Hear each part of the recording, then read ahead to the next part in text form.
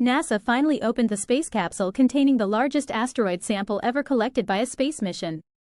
The sample came from Bennu, a potentially hazardous asteroid that's like a time capsule from the early solar system. On the 26th of September 2023, scientists at NASA's Johnson Space Center in Houston opened the lid on the sample return canister from the OSIRIS-REx mission, which had returned to Earth 2 days earlier with a sample from the asteroid. As the lid was lifted, scientists gasped at what they saw: a layer of black dust and debris on the avionics deck of the canister. Also, the sample weighed 100 grams more than what was collected at Bennu. This was unexpected, as the sample was safely stored in a sealed container all along the way. So, how did this happen in the first place? What's the source of the unexpected black dust on the avionics deck of the canister? Finally, and most importantly, what do scientists expect to find in the detailed analysis of the largest asteroid sample that has ever returned to Earth? The OSIRIS-REx mission. When the OSIRIS-REx mission was launched on the 8th of September 2016, it had 3 key goals. The first was sample collection. The mission aimed to collect pristine samples from the asteroid's surface, providing crucial material for scientists to study and understand the composition of primitive asteroids. The second was asteroid characterization. Astronomers wanted to know the geology of Bennu, and the mission was tasked to map the asteroid's surface, figure out its composition, and determine its potential as a resource for future space exploration. Finally, the third key objective was Earth's impact hazard assessment. As mentioned earlier, Bennu is a potentially hazardous asteroid. On the 25th of September 2135, Bennu will make a close flyby of Earth. Our planet's gravity will tweak Bennu's path, making it a challenge to calculate its future trajectory. That's because, in addition to gravity, asteroids can be pushed around by non-gravitational forces like the Yarkovsky effect. When sunlight strikes a rotating asteroid, the day side heats up. As the asteroid turns, the night side cools down and releases the heat. This exerts a small thrust on the asteroid, which can change its direction over time. The Yarkovsky effect is challenging to model, but it can make a big difference in determining where asteroids end up. Because we don't know exactly how the Yarkovsky effect will perturb Bennu's orbit, we have limited knowledge of where Bennu will be as it approaches Earth in 2135. Scientists thus have to consider a range of possible trajectories, depending on how strongly the Yarkovsky effect is pushing on Bennu. A few of these trajectories line up with regions of space called gravitational keyholes. If Bennu were to pass through a keyhole, Earth's gravity would bend its path in just the right way to cause an impact on a subsequent orbit late in the 22nd century. The odds of this actually happening are quite low, but scientists want to know as much as possible. The journey to Bennu was a 2-year, 4-month voyage. On the 3rd of December 2018, OSIRIS-REx arrived at its destination after traveling approximately 1.4 billion miles or 2.2 billion kilometers. It entered orbit around the asteroid, initiating a series of surveys and mapping activities to select the optimal site for sample collection. The most thrilling phase of the OSIRIS-REx mission was the sample collection event, which occurred on the 20th of October 2020. The spacecraft used its touch-and-go sample acquisition mechanism, or TAGSAM, which briefly touched the surface to collect the sample. TAGSAM is a robotic arm attached to the spacecraft's main body that collects a sample from the asteroid and puts it into the Earth return vehicle. Since Bennu is a small asteroid with just half a kilometer diameter, the arm had to collect the sample in almost zero gravity. OSIRIS-REx had just one chance, and there was no margin for error. Finally, when the spacecraft made contact with Bennu at a site called Nightingale, a burst of nitrogen gas was used to agitate and lift surface material into the sample collection chamber. The minimum requirement of the sample size was 60 grams. However, in the brief 9-second contact with Bennu, OSIRIS-REx collected 300 grams of the sample. That's 5 times what NASA had anticipated.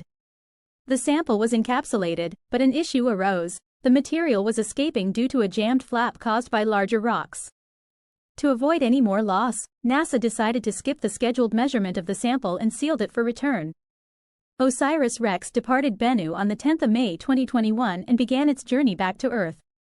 After almost 2.5 years, on the 24th of September 2023, the spacecraft reached Earth's vicinity and released the capsule containing the asteroid sample.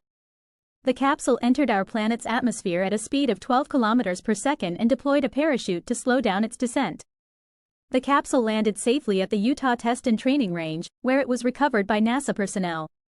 A couple of days later, scientists at NASA's Johnson Space Center in Houston opened the lid on the sample return canister from the OSIRIS-REx mission. They were met with a sight that both surprised and excited them. The first thing they saw was a layer of dark powder and sand-sized particles on the avionics deck of the sample canister that likely belonged to Bennu. This dust not only coated the interior of the canister but also extended to its exterior, including the avionics deck where the electronics were housed. The dust escaped from the canister through tiny openings between the lid and the body. The question that arises is, how did this happen? According to NASA, upon its touchdown on Bennu, OSIRIS-REx's brief contact is believed to have generated a shockwave that spread across the asteroid's surface, resulting in the expulsion of certain materials into space. Some of this material trailed behind OSIRIS-REx as it retreated from Bennu and stuck to the spacecraft's outer surfaces.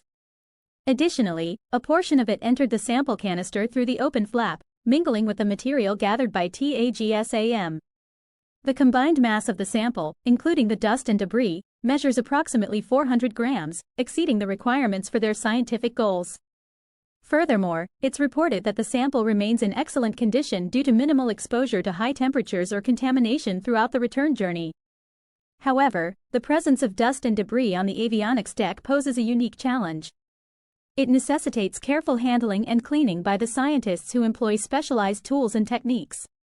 They aim to remove the dust and debris from the deck without causing any harm to the electronics or losing any of the material. Additionally, they must meticulously document and catalog each fragment of dust and debris since they are integral components of the sample inventory. This sample return mission is a historic moment. But why are space agencies investing billions of dollars in visiting space rocks that are hardly half a mile wide? Well, that's because asteroids are time capsules. They formed in the early solar system when the planets were still forming. Asteroids comprise the same materials the planets are made of but have not been processed by plate tectonics or other geological processes. This means they can preserve a record of the early solar system not found on Earth. For example, scientists have found that asteroids contain various organic molecules. These molecules are thought to be the building blocks of life, and their presence on asteroids suggests that the ingredients for life were present in the early solar system. The discovery of organic molecules on asteroid Ryugu is a particularly exciting example. Ryugu is a carbonaceous asteroid, which means that it is rich in organic material.